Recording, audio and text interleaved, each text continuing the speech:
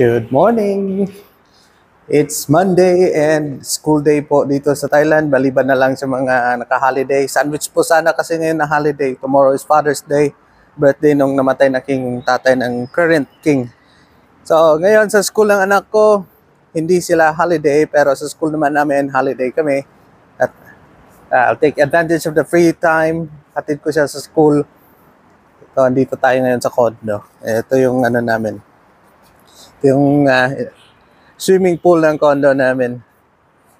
You can swim here for free. Shoutout sa mga naka-holiday din ha. Sana all, di ba? So, sige lang, kahit na hindi holiday kayo sa trabaho nyo today, still just try to have fun at work and enjoy the very nice blessing na bigay sa atin ng Panginoon po. Alright. Hi! We visited a school last time po in Bangkok at upload natin yung video na yon. Isa pong napakalaking school yun ng mga Pilipino. More than 100 students po naka-enroll sa school na yon.